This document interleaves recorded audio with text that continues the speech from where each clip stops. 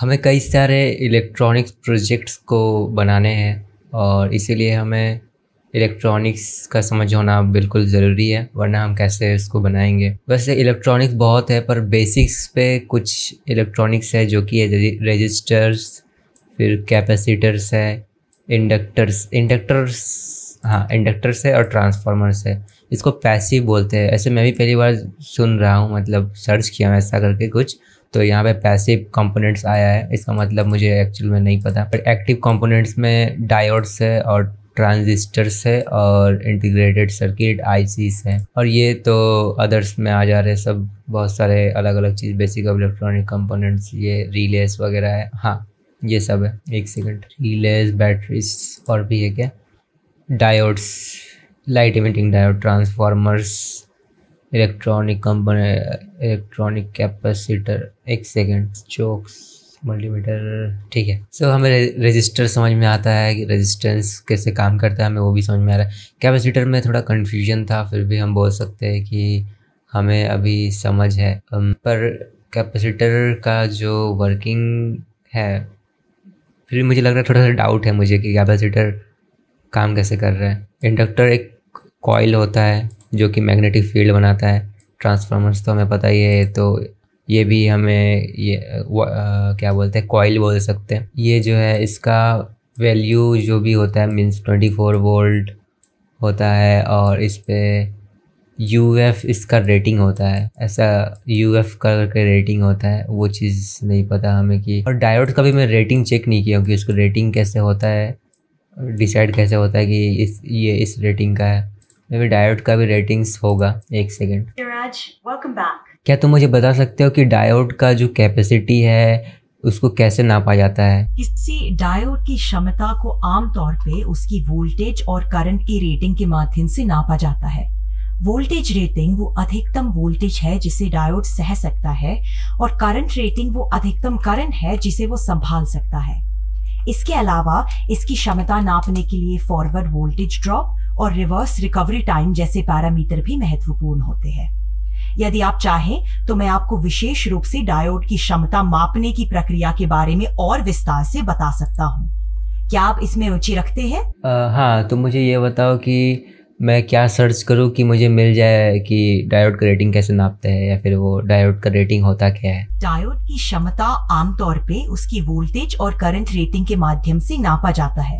Voltage rating वो अधिकतम voltage है जिसे डायोड सह सकता है, और करंट रेटिंग वो अधिकतम करंट है जिसे वो संभाल सकता है। फॉर एग्जाम्पल कैपेसिटर का रेटिंग FU में नापा जाता है, तो डायोड का रेटिंग किस में नापा जाता है? डायोड की रेटिंग अक्सर वोल्टेज और करंट में नापी जाती है।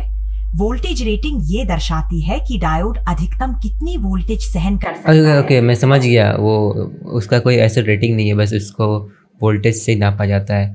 ठीक है, FU का मतलब क्या है कैपेसिटर में, क्या तुम मुझे ये बता सकते हो? FUE का मतलब होता है फॉरवर्ड यूरेशिया एवरेज। ये कैपेसिटर के लिए एक नया और कम इस्तेमाल होने वाला टर्म है। कैपेसिटर में FU कैपेसिटेंस की माप है, और ये इसकी चार्ज स्टोर करने की क्षमता को दर्शाता है। अगर आपके पास कैपेसिटर के FU के बारे में और सवाल है तो बताइए। 2200 FU 16 वोल्ट, इसका मतलब क्या हो सकता है? 200 इंडक्टर्स और 16 वोल्ट्स का मतलब है कि कैपेसिटर 220 माइक्रोफैरेड की कैपेसिटेंस रखता है और 16 वोल्ट तक की वोल्टेज को सह सकता है।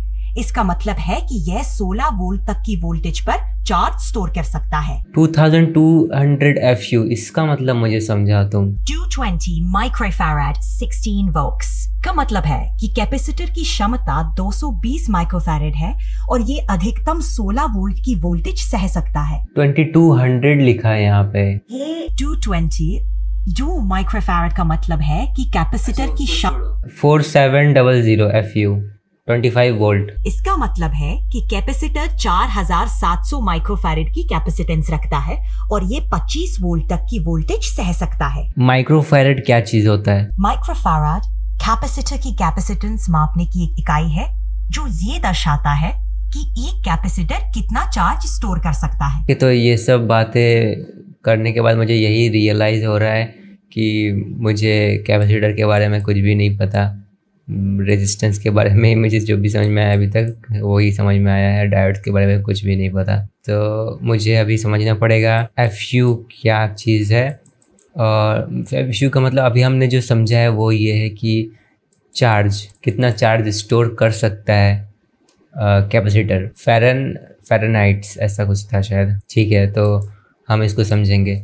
आज के लिए इतना ही। हम इसको समझ के फिर कुछ करते हैं। और हाँ, मैं कुछ प्रोजेक्ट भी बनाया था, इसका नाम क्या था, ओके, मैं एक इन्वर्टर बनाने का कोशिश किया था जो कि ये है, पर आई डोंट थिंक ये बना पाया था मैं।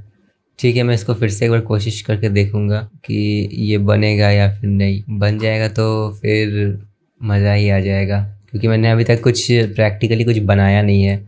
वैसे ये इसको प्रैक्टिकल नहीं बोल सकते, इसको सिमुलेशन बोल सकते हैं, पर सिमुलेशन में भी मैंने कुछ अच्छा सा बनाया नहीं है अभी भी अपने से। वैसे मैं इसको कॉपी कर रहा हूँ, पर फिर भी काफ़ी कुछ समझने को मिलेगा। ठीक है, आज के लिए इतना ही।